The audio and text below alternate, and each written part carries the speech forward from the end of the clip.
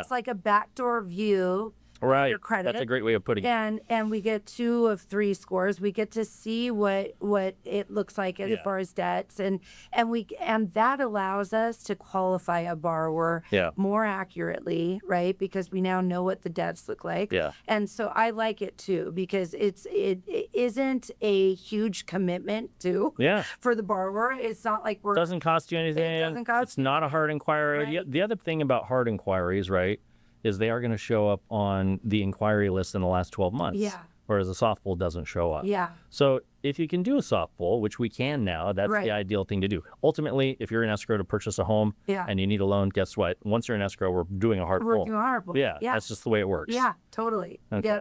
I've had people that have done, this is where where this works against us in some cases. I just went through this with a borrower.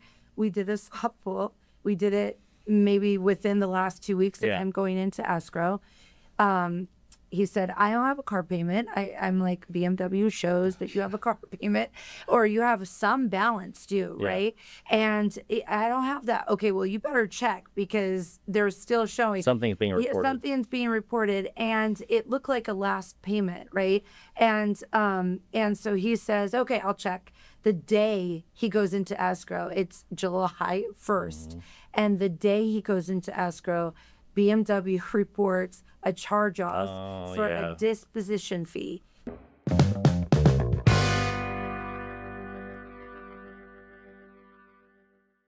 We are back. Welcome back to the podcast. I'm your host, as always, Jason Thibodeau with the Mortgage Lounge. And today, I have the honor, and I'm actually really excited about this. Ashley Griffin is joining us today, and she's also just joined our team here at JMJ Financial. Yep. Ashley, welcome to the program. How are you? Thank you. Oh, very honored. We've been talking about this moment for a long time. I know. It's exciting. Yeah, it really is. It really is. Glad to be here. So before we jump into the X's and O's of mortgage, we do have some cool things to talk about. But, while I love talking mortgage, and I'm good at talking mortgage, it's not Corey's going to get tired of me saying this. It's not my favorite thing in the world.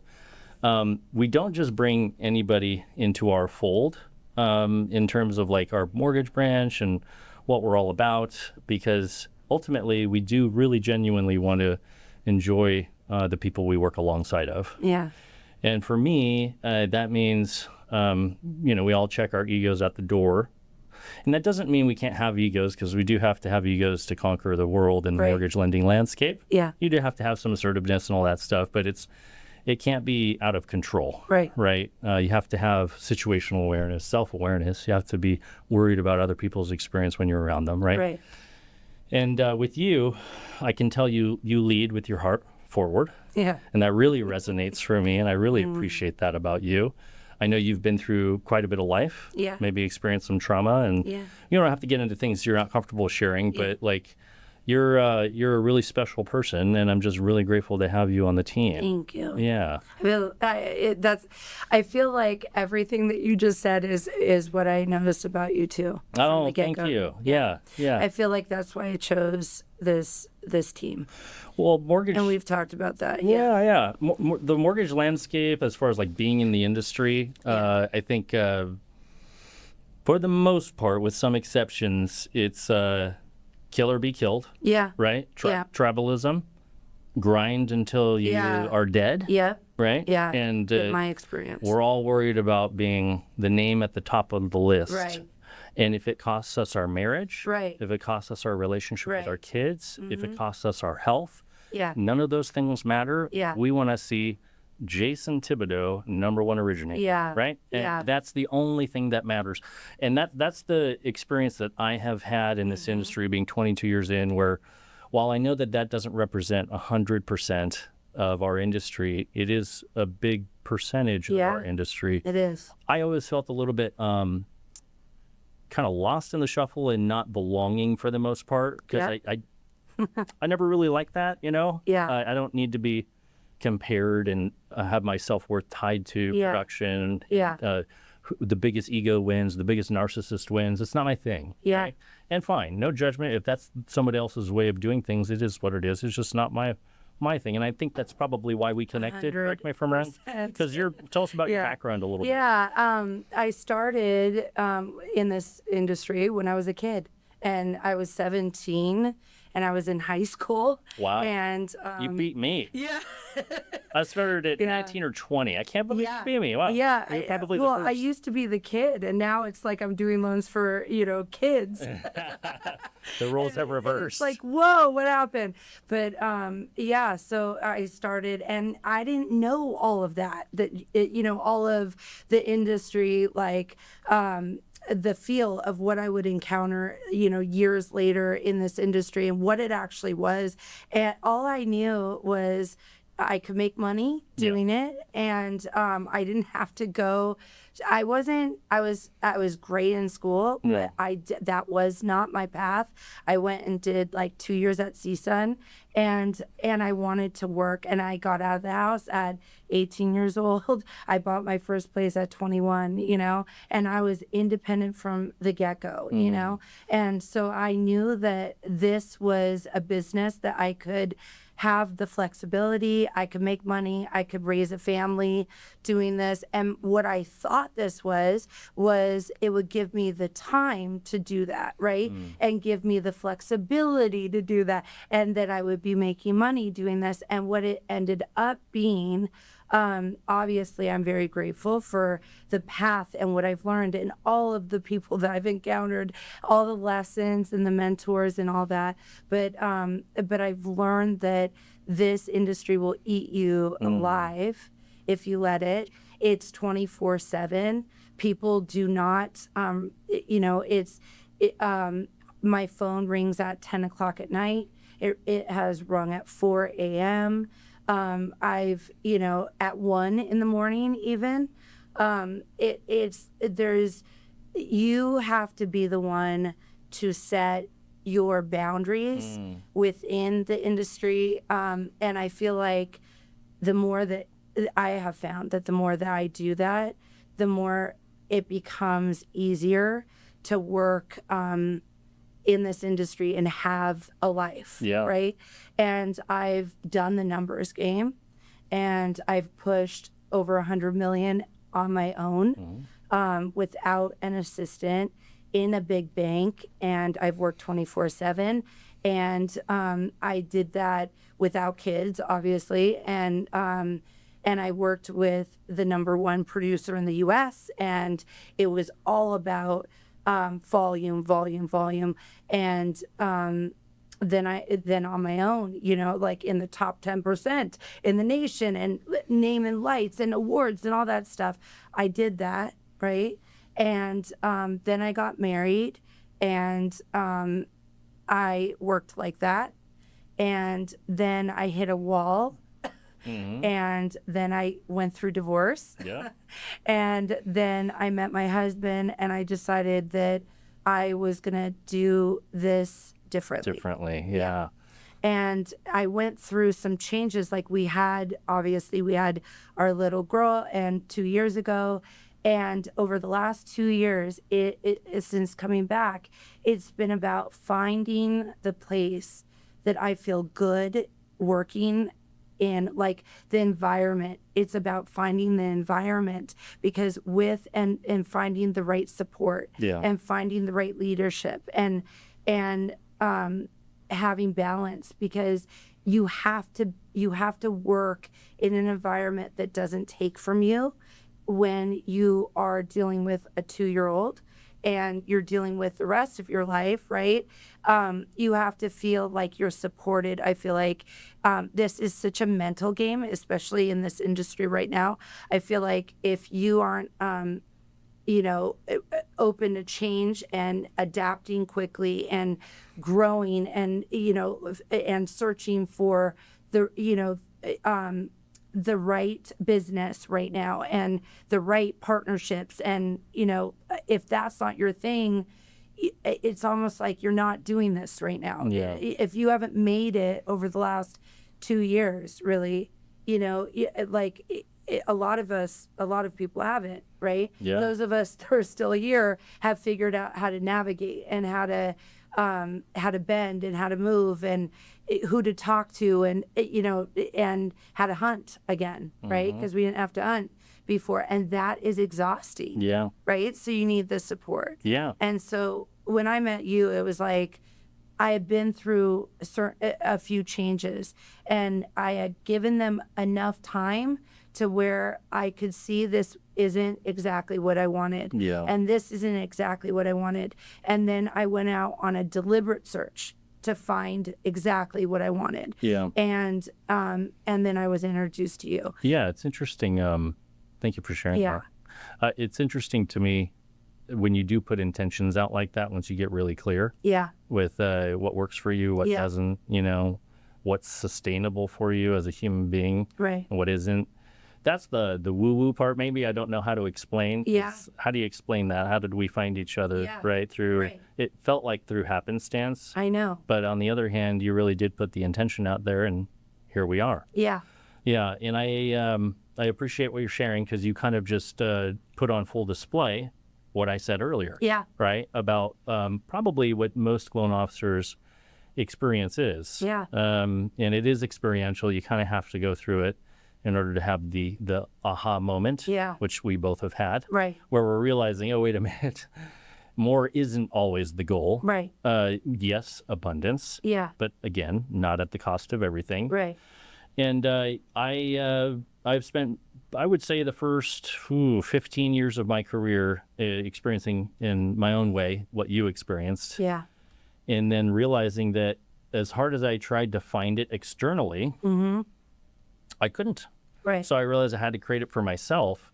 And then, for me, I really, I don't know how to describe myself, but people would describe me as an empathetic human being. Yeah, you are. And I really have a lot of empathy for loan officers, especially the ones that are feeling the same way I do, right? That Right. are really capable, really talented, Yeah. but are kind of lost in this old software way of doing things. Yeah. Right. Right. And for me, I'm actually not interested in recruiting the $150 million a year producer. I'm just not. Yeah. Because I know what that comes with. Yeah. And not to say there's not like $150 million a year producers that aren't wonderful human beings. Right. But I need folks that prioritize more than just more. Yeah. Totally. Yeah, work-life balance is huge. And I've been through the suffering, right? Yeah. You ended up getting divorced. I almost got a divorce, right? Creates trauma, creates Yeah. dependencies like alcoholism, which is what I personally suffered with. Yeah. And I just feel like there's a better way. And so my mission in life is to show up in a way, have a way of being as a leader that has, loan officers experiencing like a difference. Like, whoa, this is definitely not the norm. Yeah. Right, because I'm not going to be micromanaging you. I'm not going to be browbeating you. Yeah. I'm not going to be walking around with a swag about how big my production was. Yeah. I don't care. Yeah. I don't care. The abundance comes if you're showing up authentically, in my opinion. Yeah. The thing is, it's not an immediate gratification game. Right. You do it that way, it's the long game. Yeah. Right. That's so true. And what's nice is if you can keep faith and stick to that, you end up having way more abundance than you ever would have That's so true. doing it the shallow way. Right.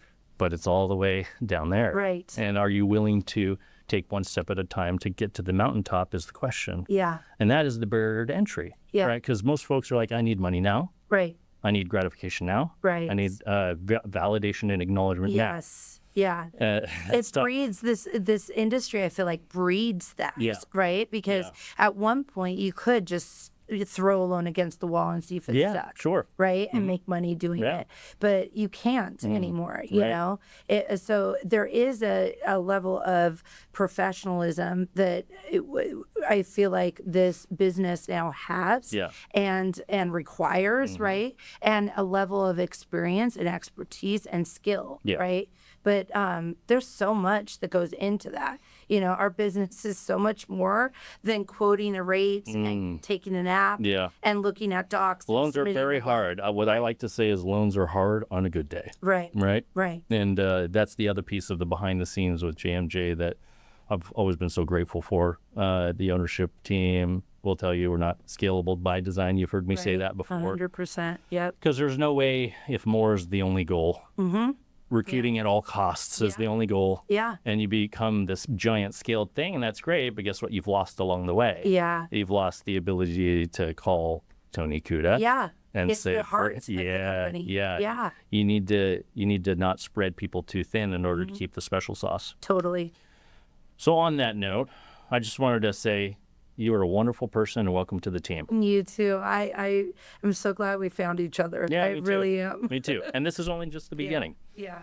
We're going to segue into mortgage talk. Sound good? Yeah. Yeah, it's funny. At the beginning stage of my career, one thing that I always realized that resonated deeply for a real estate agent and borrower alike Yeah. was the talk about credit reporting. Credit. Everyone wants to know about credit reporting, Yeah. credit scores. What do I need to do? Well, how do I improve my scores? I need to buy a house or whatever the case is. Yeah. So let's dive into that conversation. I think the best way I know how to describe credit, because it's highly misunderstood, Yeah. there's a few layers to it. I'm not saying it's not complicated. It is. But the biggest foundation of credit, what makes up one's credit score, is do you make your payments on time? Right.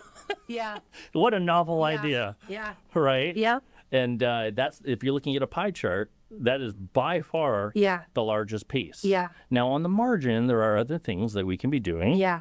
that Yeah. helps improve that. Yeah, and it's interesting because when I first got into this business, I worked for a broker. For whatever reason, I got very interested in credit. Yeah. And I was Understandable. young. I was like 17, 18. They don't teach this stuff in Right. school, right? And so a lot of my friends have said, asked me credit questions like, how do I clean this up? Or what do I need to do? Or whatever. And I remember helping people get deletion letters for collection accounts. When I was 17, 18, 19 years old, I was dealing with a credit repair company. It was a credit reporting company called PR Credit that existed. I don't know if they still do, but there was a guy. He was an analyst there, James, and James and I would talk like 10 times a day. And I would ask him questions like, what if I did this? And what if I did that? And what if I got this deleted? What if they paid this down? And he was teaching me over the course of like 3-4 years about credit. And what he said, and what I know to now be true, is that revolving credit it makes up 35%-ish of your score, right? And so when you are delinquent and you have brand new delinquency, 35% of your score is going to be negatively affected by that delinquency. And the older that delinquency gets, the less you're going to be affected by it.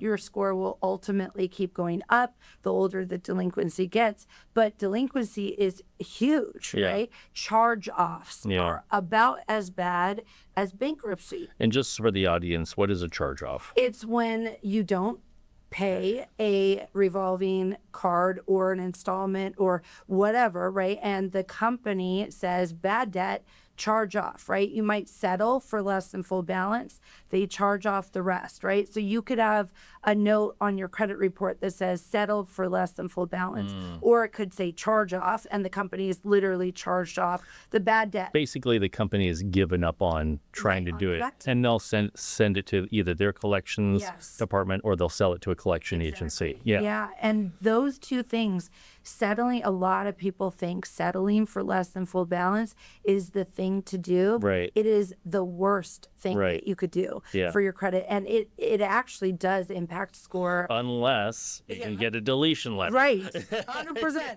Well, here's what people. Yeah, So that's people, true. this is an important topic, okay? Because I see a lot of first-time home buyers falling into this trap all the time. Yeah. They got the collection, and they're like, okay, well, I called them and I paid it, and I'm like, no, Yes, right? Because the yes. moment you do that, You lose your leverage. host, right? Exactly. Before you pay them, 100%. you negotiate the deletion letter, Totally. right? You get that Yes. in writing that Yeah. they're going to provide a deletion letter. Now, people are hearing deletion letter. What the heck does that mean?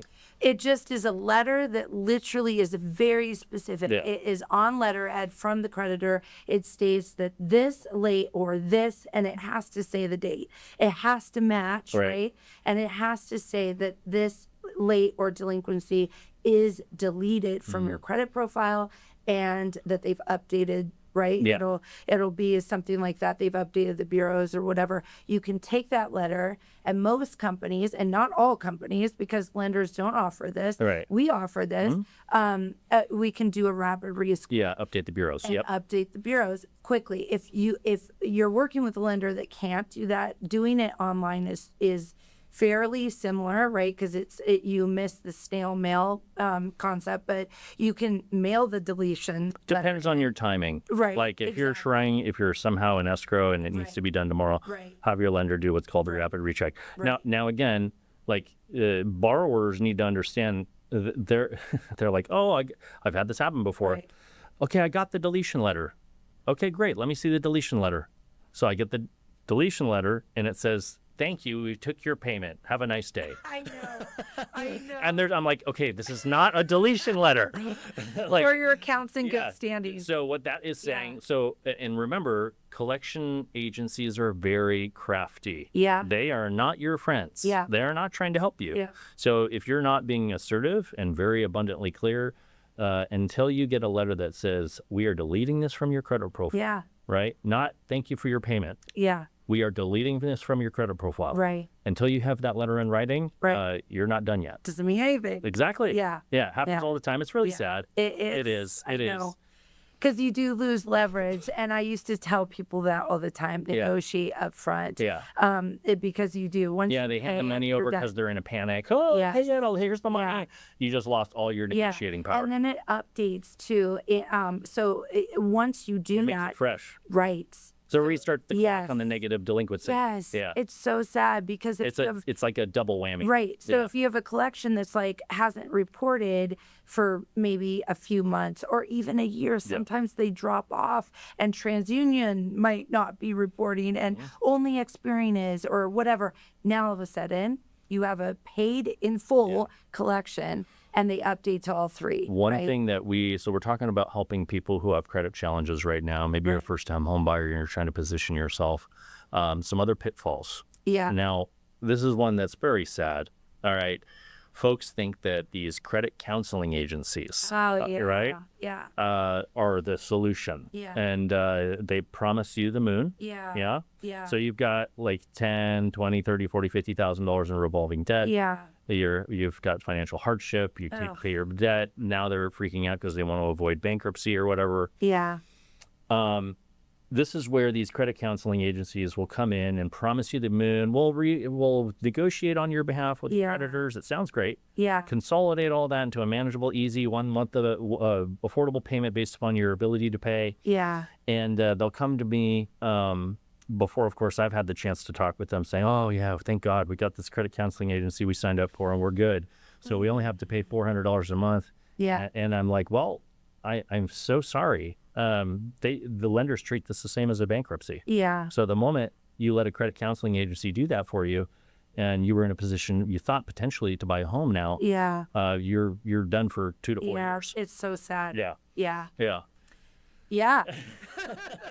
I think that's a lot of people just don't know a lot of these things. And I think that when I'm looking at credit right now, what I'm seeing is a lot of maxed out cards. Yeah. A lot of people utilizing credit. And that is okay as long as you are keeping balances at around 30% or less, and you're not utilizing every card that you have. Yeah. The bureaus like you to utilize to have open active revolving credit, and open active means you're using once every 6 months.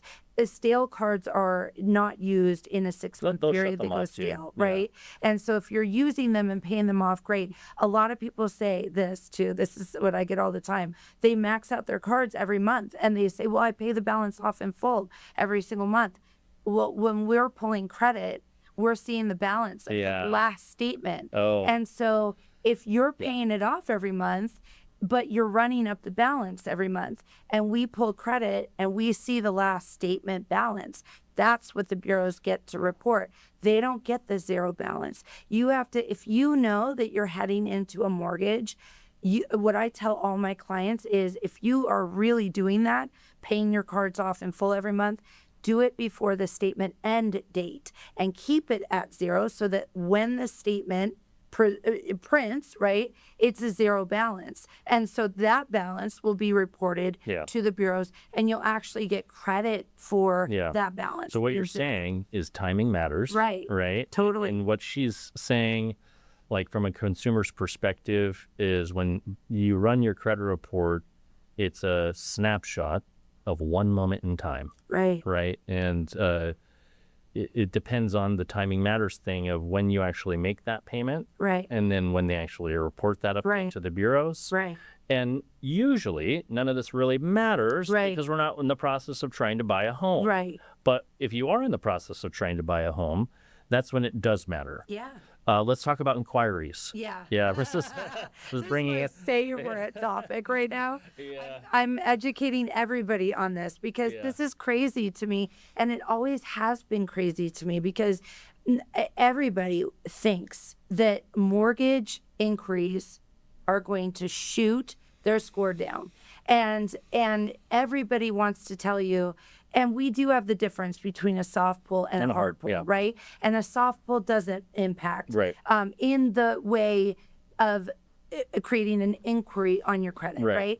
But does an inquiry really matter if it is a hard inquiry? And the answer is no, it does not matter. It does not matter because mortgage weighted credit inquiries are weighted differently than a revolving and an installment inquiry. And I could run your credit. Jason could run your credit.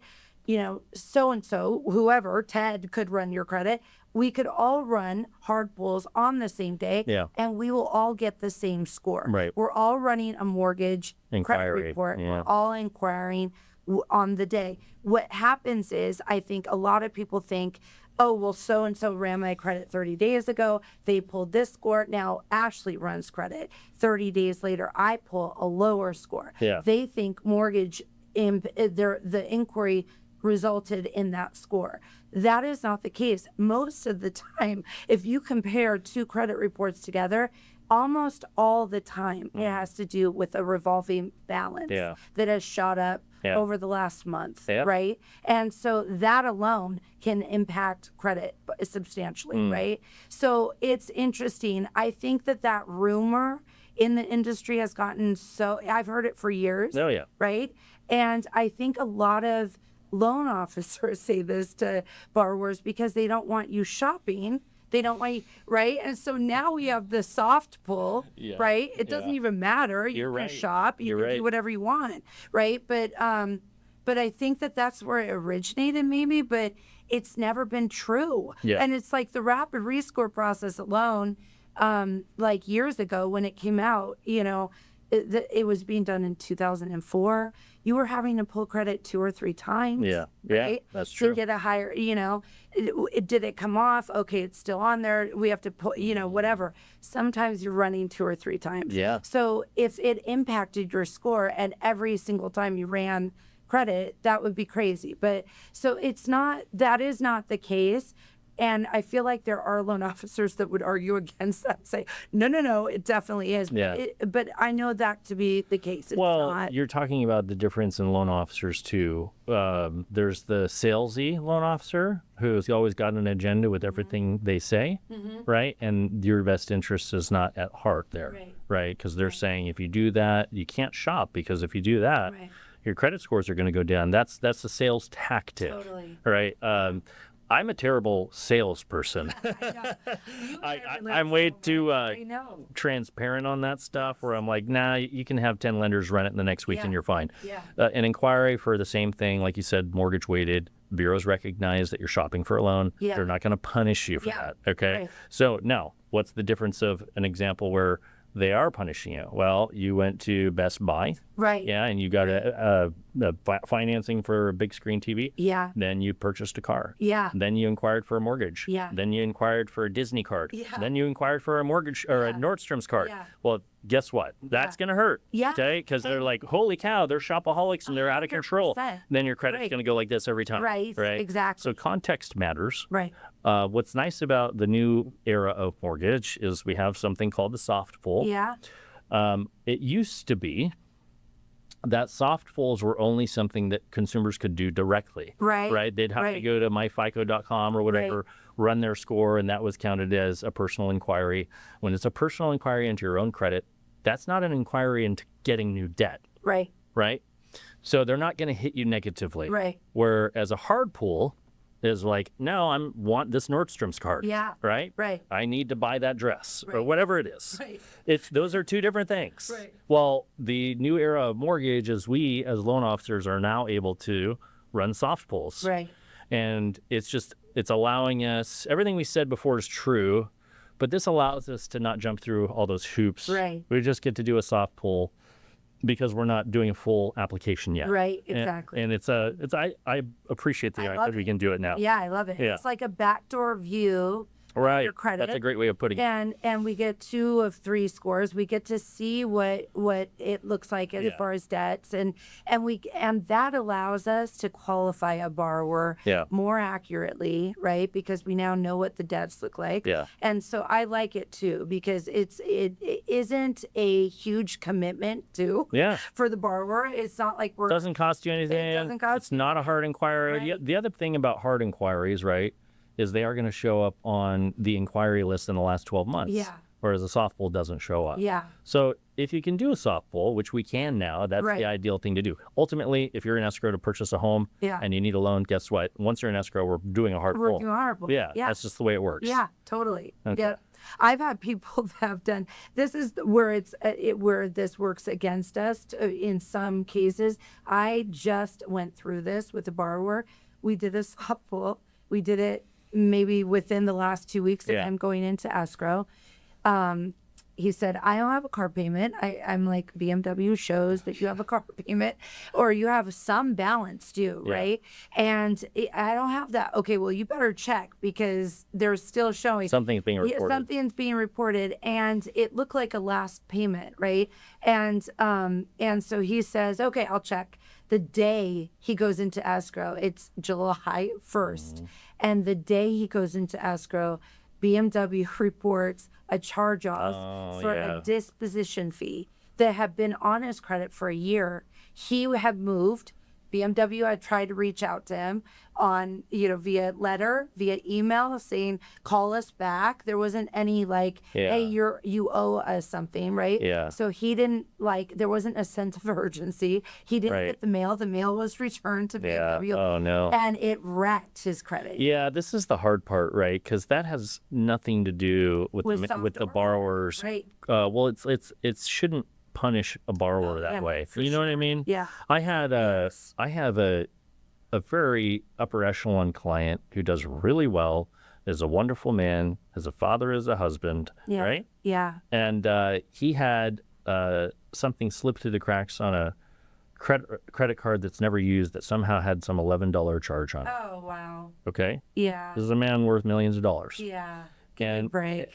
$11. And this is the first time it's happened in his entire life. We're talking decades of perfection. 100 points. And somebody who's clearly credit worthy and going to make their payments, right?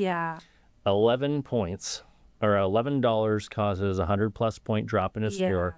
We were in the act of, with these rates that recently came down, we were in the act of refinancing a loan for him, pull the updated credit, $11. We're no longer refinancing. That's such a bummer. Now, that should not be the case. No. So the other piece, I'm going to get on my soapbox for a minute here as far as lenders and empathy for borrowers. The credit system is completely broken. Right? Completely. I don't know what the latest laws are on medical bills. But the idea that, somebody's filing bankruptcy because they can't pay medical debt and it's also destroying their credit. They're not supposed to be able to report it as a collection. I think laws are being updated now.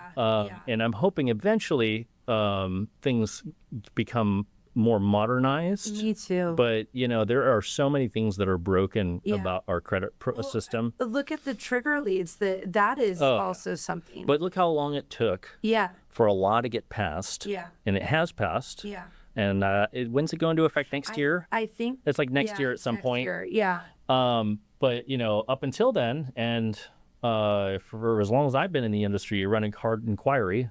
I think it's limited with soft inquiries, but hard inquiries mean that the bureaus sell your data to as many people who are willing to pay them money, right? So that's 50 plus phone calls a day. And FACRA Yeah. allows it. Yep. Right. And so Wrong. Very yeah, wrong. Yeah. Yeah. And you don't know, like I didn't consent for my No, of my course not. name, number, my address to be Yeah. sold to, this person over here and that person and that. I didn't consent to that. Well, the borrowers don't know sometimes. You can go on, and it's really sad. I tell borrowers to go on the optoutprescreen.com Yeah. website, and I'll Yeah, me opt out too. electronically for 5 years. That's great. Even though they do that, and sometimes we'll wait a couple weeks for it to really bake in. Yeah. Even though they do that, Yeah. they still get the calls. Yeah, they do. And Yeah. it's like no one's following the rules. No. And we're punishing them with medical debts and $11 oopsies. Yep.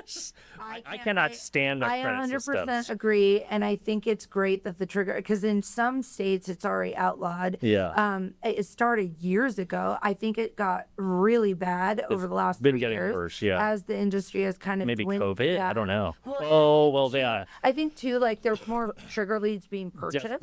Desperation in the market, and so I feel like there's way more. It wasn't ever this big of an issue before. Yeah. I remember one client like years ago saying, I just got this call, how does this person have my info? And at that time I had no idea how they got Yeah, the the info. borrowers understandably get upset. Yes, You know? 100%, and they think that we're the ones Right, that right. sell it. Yeah. And it's not the case. The Yeah. bureaus actually sell it. And Yeah. I think it's worse if you actually have a profile with the bureaus. I Yeah. think that if you sign up and you give them, They have all your data. they have all your data. Yeah. So it's like where is the fine print that I signed up for where Yeah. this is okay? There must A lot of things make me Yeah. sad about our society, including the way that most of this industry works. But I feel like slowly but surely the loan officers and people that are advocating Yeah. for this stuff to be fixed, eventually, like we're seeing things get fixed slowly. Yeah. It takes like if there's something Nothing happens fast here. exactly, and Yeah. if there's something that isn't Thanks, right, Congress. yeah. I mean, look at our government. It Yeah. can't even Yeah. keep itself open. Yeah, 100%. It's like we have issues. Yeah, we gotta- really do. It's like, and then try to be a loan officer in this environment. It's not easy. No, right? it's not easy at all. Yeah. So Well, thank God we have each other. I'm painting with broad strokes, but so this is not down to the number accurate, but I think at the heyday of COVID, we had like 400,000 NMLS licensees, yeah. and we're down to like 60,000 now. I heard that It's too. something crazy. Yeah. So it's like people are bowing out of the industry Yeah, because they it's so are. difficult. But I will say the folks that stay with it, just like if they stayed with it through 2008, Yeah. are going to be the ones that have the crazy Yeah. trajectory up. Yeah. I feel like I've thought to myself, like, what would I do if I didn't do this? Yeah. Like, what would I even do? Right. Because I've done this my whole life. I wanted to get into therapy. You're so funny. You're so similar. I needed it myself, so I was like, oh, maybe So more people funny. need this. It's funny. I was going to University of Oregon. That's what I wanted to do, and psychology was going to be my major, Yeah. and mortgage was V line to mortgage. But it's like You gotta make money. Yeah, But it's not about making money only, is what we find out. And now it's like, all right, how do we make lemonade out of lemons, right? And what's Yeah. really interesting is I feel like there's so much psychology in what we do Yeah. too. Why do you think I have that quote on my hallway? Yeah, You know? totally. Yeah. In the very beginning of my career, I worked with a ton of first-time home buyers. Yeah. I feel like that is kind of everybody's start. You know. Although And, these days it's less and less because yeah. of the affordability yeah, problem. Totally. Yeah. Yeah, absolutely. And then that segued over years to those borrowers thinking, well, you know what? I've got some money saved. I've got equity in my house, right? I want to maybe buy an investment property, or I want to buy a second home, or whatever, or I want to buy a condo for my kid Yeah. going to Berkeley and rent it Totally. out, right? Totally. And so, I think what I love about this business is being able to help clients build with real estate and gain wealth over years, right? So one of my favorite clients, my most favorite client, and he'll watch this too, and he'll love that I'm pointing him out. He came over here from the desert and bought in Manhattan Beach, and he bought a condo in during the mortgage crisis, and there was a lien. There was litigation, $6 million of litigation on this project. It was a 6-unit project, and the builder was in like over his head. All these like other liens, mechanics liens, all that stuff. They were selling out, I think, at like $1.1 million, $1.2 million, $1.3 million. That was somewhere around there, and there were only 6 of them, right? And that condo today is worth like $4.5 million, right? Wow. And I was the first one in that project. I got the lending approved in that cool. project, and then got the lending approved for the neighbor, right? And so I did 2 in there, and then the other one's closed. And so he built wealth, right? Yeah. Off of that one purchase, that one condo now is worth $4.5 million. Yeah. He then took that equity, and I did a loan for him to capitalize a business that he was building. He was a corporate recruiter, and he decided, I have 64% of this profit. I'm going to go out and start my own thing. Very cool. Right. And so he needed 500,000 or something. I did a loan for 2.2, somewhere around there. And he quit his job in the middle of the transaction. No. Yes, but I got it done because the projections that he was taking over to his business, he had non-compete, or he didn't sign non-compete. Yeah. They were his clients, and so we could prove that from this other business, right? Oh my And gosh. so we took that over here, right? Brand new business. You I had dodged a bullet. people calling me going, I'm an employee of this company, and I'm just wondering, am I going to get a paycheck? Yeah. And we did it. We funded the loan the day that loan it got approved. And he'll tell you this, I cried on the phone when I gave him the news. It was the biggest one of the biggest deals I've ever done in my life. There were so many people depending on that deal to happen. And I got it done, and it was such a sweet deal. And that business sold for $12.5 million 7 years later.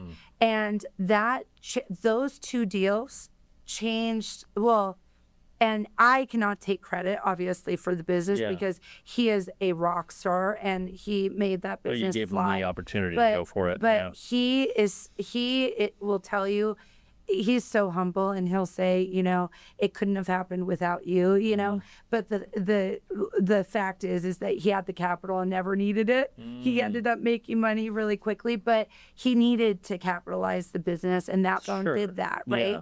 And so mortgage isn't just like, for me, it used to be about getting, and it still is in some ways. I still do first-time home buyer business, and that's great. For me, it's watching people like that succeed and giving them what they need, even in the most challenging situations. Yeah, it's an amazing story. Right? And I love doing that. That's why I do what I do, right? Thank you for sharing. Wow, that is profound. Yeah, because we do think of it as, he's buying a house. Yeah. Right? Yeah. But it can turn into much more than that. I have a client, not same story, but like somebody who bought as primary residence, right? Yeah. In the beginning, I want first-time home buyers at least to have a little bit of idea or hope on how to do this, especially before you start popping out kids and start taking out too much responsibility in your life. You can buy a primary residence with 3 to 5% down. Yeah. Right? Yeah. The only commitment you're making is that you will live there for at least 12 months. Yeah. But guess what? You don't have to live there after 12 months. Right. Okay? So you can buy another primary that makes sense according to an underwriter and do it all over again. I have one particular client who did that for the last 15 years. Yeah. Straight. Yeah. Okay? Yeah. And now we're having a different discussion because he doesn't work anymore. Yeah. Okay? Nice. And he's like, well, I'm investing in this. I need to cash out on these properties and blah, blah, blah. They're all positive cash flowing because he did this over the last 15 years. And we're constantly adjusting his financing because he wants to place capital in this business or he wants to invest in that thing. Yeah, I love it. Not only did it mean he didn't have to work anymore. Like he retired at like 30 something years old. Wow. You know what I mean? Amazing. And now he's just deciding where to deploy capital for all the properties that he owns. Yeah. Amazing. And like, that's like, I'm going to tell you, my boys, they're 12 and 14 years old. Yeah. This is what they're going to be doing, Yes. whether they like it or not. Yes. Because I love that. it's so important. Yeah. Is what we're pointing at with two different stories is being a homeowner. Big things have small beginnings, right? And you have to start somewhere. Yeah. And some people are like overthinking it, and it's like, no, just get in the game. Yes. Okay, put your 3% down on something that's affordable. Yes. Sweat equity for a year or two, Right. depending on how when you're capable of trying it again. Yes. Like you just have to put one step in front of the other. Yeah. And that is the power of mortgage financing and using leverage. Yeah. And real estate. If you're on Twitter or whatever you call it now, Yeah. or different forms of social media, and you're doom scrolling and everything's going to hell. Yes. Right? Real estate's crashing. Everything's horrible. Right. Just wait. Those guys have been saying that for the last 15, 17 years. Yeah. Right? And I'm not saying real estate's not going to go through cycles. Right. Always. But if you own a home forever, does it really matter? Right. I don't know. I don't think it does. Right. And No, of course, it doesn't. And, I read something too that, really that drop that we saw in, the mortgage crisis, that drop had like, it happened one other time, right? In like it's 100 basically years or something. outside of the Great Depression, Yeah. right? So these are like once in a century type situations to a certain extent. So if you're deciding that mainstream media and social media really understand what they're talking about and also have your best interest at heart, Right. then I'm here to gently and kindly let you know it's not true. Yeah. Yeah. Yeah. So I think the moral of the story as we wrap up Yeah. is it matters who you hire. Yeah. Right? Right. Like we're putting on full display, and this is a big reason why we brought Ashley on, not just because I like her, but she's really good at what she does. And it matters if you're calling somebody like Ashley, you're going to get the correct credit scoring advice. Right. You're going to get somebody who's really good at closing loans and positioning you to have opportunities, to have life-changing circumstances like the story she just shared. And that makes all the difference in the world. Yeah. Right? So when you're calling, if you're calling Mr. Pocket Mortgage, okay? And he's a call center guy in Alabama. Right. I'm Right. sorry, if the interest rate's an 1/8% or 1/4% lower, that's great. Yeah. But you're probably still setting yourself up for failure. You want the advisor who's got your best interest at heart. That's the moral of the story here. And really, when you take an eighth and you look at an eighth instead of looking at it in a number, even a quarter, right? Yeah. It's like, is it really worth, if you're holding on to this loan for a year, is it really worth $1,000 or is it really worth $500, right? To go with somebody like that versus somebody that you can work with for years. A relationship, right? It's not just a transaction, guys. And if you're feeling like it is, eventually life will show you that deep, meaningful human connection and relationship that's built on integrity is all that matters in this world. Yeah. That's all that matters. Amen.